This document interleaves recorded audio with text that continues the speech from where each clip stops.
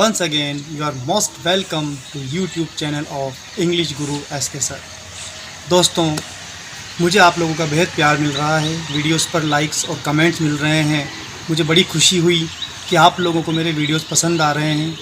इसी क्रम में आज हम एक और नए वीडियो के साथ आपके सामने उपस्थित हो रहे हैं। लेकिन उससे पहले मैं आप लोगों से ये कहना चाहूँगा दोस्तों कि कुछ लोग वीडियोस को पूरा नहीं देखते हैं, बल्कि उन्हें स्किप कर करके आगे बढ़ जाते हैं। तो आप लोगों को अगर कंटेंट को 100% और परफेक्टली समझना है तो आप लोगों से मैं ये कहना चाहूँगा कि आप वीडियोस को बिना स्किप किए पूरा वीडियो देखें।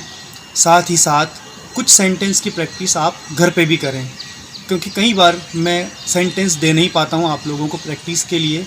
लेकिन मेरी यही कोशिश रहेगी कि मैं बेस्ट से बेस्ट वीडियो बनाऊं और प्रैक्टिस के लिए आप लोगों को सेंटेंस भी दूं। और सबसे ज़रूरी बात दोस्तों, इस चैनल को सब्सक्राइब ज़रूर करें। Thank you. तो दोस्तों, आज हम third tense future indefinite tense को लेकर आपके सामने हाजिर हैं। पहली बात दोस्तों, मैं ट्रेडिशनल तरीके से टेंस नहीं पढ़ाता हूँ।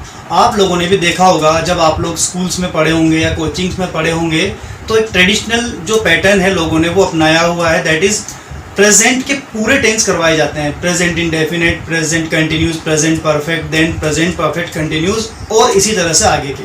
लेकिन हमारा सिस्टम क्या है, तीनों के इंडेफिनिट को कंपेरिजन करेंगे। तो आज हम बात करते हैं फ्रेंड्स फ्यूचर इंडेफिनिट टेंस की। क्लियर? जैसे कि हमने प्रेजेंट एंड पास्ट के इंडेफिनिट पढ़े हैं। अब बात यहाँ करें पहचान की। देखो दोस्तों, जब तक हम टेंस को या किसी सेंटेंस को कन्वर्ट करने में एबल नहीं होंगे, जब तक हमें उसे हिंदी में आइडेंटिफाई करना नहीं आता होगा। तो बात करें यहाँ पर गा गे गी। गा गे गी का मीनिंग ये है कि लास्ट जो हिंदी सेंटेंस का जो लास्ट वर्ड होगा वो गा गे या गी में से कोई एक होगा। जैसे वह आज रात को घर पहुंचेगा। घर पहुंचेगा मीन्स फ्यूचर, यानी अब ये काम बाद में होगा।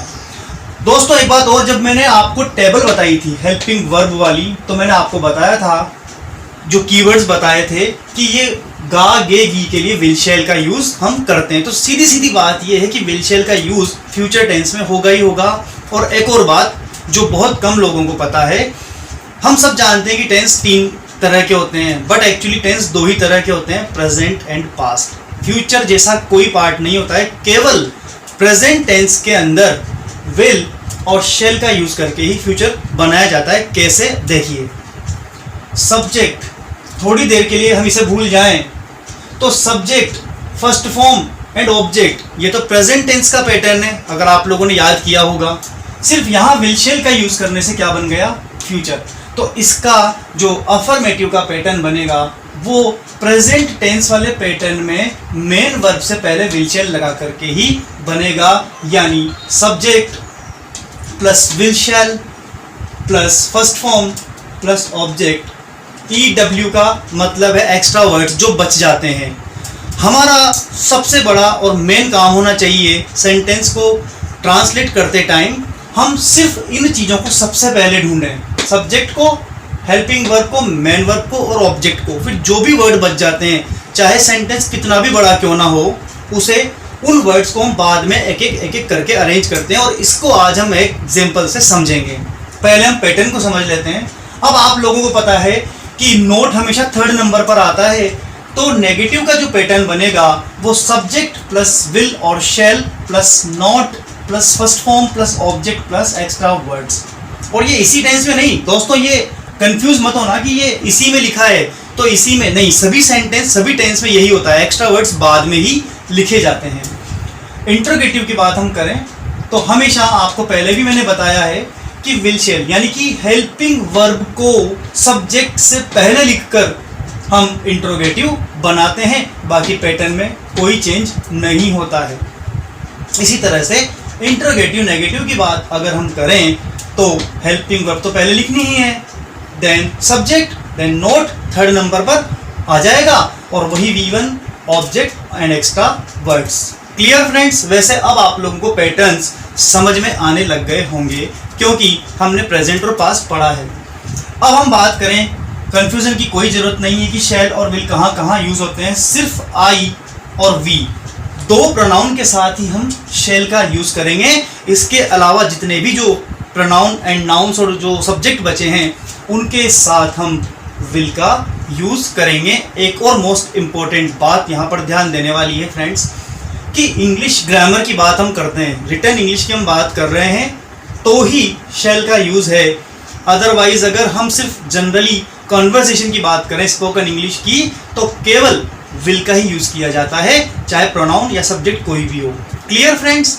चलिए अब हम एक सेंटेंस को ट्रांसलेट करके भी देखते हैं जिससे कि सारी बात आपके माइंड में क्लियर हो जाए। तो हमारे सामने जो सेंटेंस है वह आज रात को घर पहुंचेगा। देखिए सबसे पहले काम मैंने आपको बता रखा है सब्जेक्ट का होता है, यानी कि ही प्रोनाउन यहाँ पर, और सीधा हम कहाँ चले जाएंगे इन दो वर्ड्स पर। फ्रेंड्स गा के लिए तो विल और शेल आता है, और विल आई और वी के अलावा सबके साथ विल आता है, विल। अब बचा पहुंच, यानी कि पहुंचना, उसे बोलते हैं रीच। ही विल रीच, वह पहुंचेगा। अब वो कहाँ पहुंचेगा, अब चलिए हम उल्टा चलते हैं रिवर्स में। तो ही विल रीच होम, वह घर पहुंचेगा, और कब पहुंचेगा, आज रात। He will reach home tonight. तो फ्रेंड्स बहुत इजी है ट्रांसलेट करना, कोई डिफ़िकल्ट नहीं है। अब इसका हम नेगेटिव अगर हम बनाना चाहते हैं तो आप लोग खुद बना सकते हैं, बहुत ही इजी है। हम सिर्फ और सिर्फ थर्ड नंबर पर नोट लगा देंगे। He will not reach home tonight. He will not reach home tonight. Clear? बात करें इंट्रोगेटिव सेंटेंसेस की तो विल पहले यूज में लिया जाएगा, देन सब्जेक्ट आएगा विल ही, फिर आएगी मैन वर्ब की first form will he reach home tonight, then question mark. और बात हम करें इंट्रोगेटिव नेगेटिव की, ये इंट्रोगेटिव नेगेटिव, तो इसमें विल पहले आएगी क्योंकि हेल्पिंग वर्ब पहले लिखी जाती है, सब्जेक्ट एंड थर्ड नंबर पे आ जाएगा नोट, और बाकी पूरा सेंटेंस एज इट इज रहेगा। तो दोस्तों फ्यूचर इंडेफिनेट को समझना बड़ा आसान था, गा गे गी। यहाँ प्रेजेंट वाले ही पैटर्न में विल शेल का यूज किया गया है, दैट इज वेरी इजी। तो देखिए फ्रेंड्स एक और एग्जांपल हम लेते हैं, सामने आपके स्क्रीन पर दिखाई दे रहा है, और वो सेंटेंस थोड़ा बड़ा है जिससे कि मैं आपके दिमाग में ये चीज़ भी क्लियर कर सकूं कि एक्स्ट्रा वर्ड्स कैसे लिखे जाते हैं। बात हम करें, हम अगले वर्ष गरीबी के कारण यह शहर छोड़ देंगे, ठीक है। अब यहाँ सबसे मेन बात होता है सब्जेक्ट वर्ब और ऑब्जेक्ट को ढूंढना। ये तो है सब्जेक्ट, ये है मेन वर्ब, छोड़ देंगे। और किसको छोड़ देंगे, शहर को छोड़ देंगे, ये शहर। तो हमारी जो मेन जो चीज़ें हैं जिन्हें हमें पहले लेना है वो यही है, बाकी सब बात की बातें, यही एक्स्ट्रा वर्ड्स होते हैं। तो फ्रेंड्स बात करते हैं हम, और वी के साथ वेरी इजी आपको बता दिया है मैंने, शैल का यूज़ होगा, वी शैल। अब बात करते हैं छोड़ना। तो what is the English word for छोड़ना, लीव। एंड हम यहाँ पर लिख देंगे वी शैल लीव, हम छोड़ देंगे। किसको छोड़ देंगे, हम इस शहर को, this city, we shall leave this city. अब अगले वर्ष और गरीबी के कारण, इनमें से किसी को भी कहीं भी लिखा जा सकता है आगे पीछे, पहले आप ये लिखो या ये लिखो, लेकिन मेन हमारा ये था we shall leave this city, यानी subject, helping verb, main verb and object, जो आपको मैंने पहले वीडियो में कॉमन पैटर्न बताया था, शायद आप लोगों को याद आया होगा, subject, helping verb, main verb and object. अब एक्स्ट्रा वर्ड्स क्या है, हम गरीबी के कारण छोड़ देंगे, we shall leave this city due to poverty, due to poverty, गरीबी के कारण इस साल, नेक्स्ट ईयर, सॉरी अगले वर्ष, नेक्स्ट ईयर। तो दोस्तों मुझे लगता है कि आप लोगों के दिमाग में अब अच्छे से क्लियर हो गया होगा तीनों तरह के टेंस के बारे में, present indefinite, past indefinite and future indefinite. चलिए अब हम कुछ WH वर्ड से जो बनने वाले इंट्रोगेटिव है उनकी बात करते हैं। जैसे कल भी मैंने आप लोगों को बताया था कि WH वर्ड को पहचानना है, उसे फर्स्ट में लिखना है, उसके बाद जो इंट्रोगेटिव वाला पैटर्न होता है, यानी कि हेल्पिंग वर्ब पहले सब्जेक्ट बाद में, वो वाला पैटर्न हमें काम में लेना है। जैसे वह कल यहाँ क्यों नहीं आएगी। तो ये अब हमारे सामने एक इंट्रोगेटिव सेंटेंस है with WH word. It's very simple.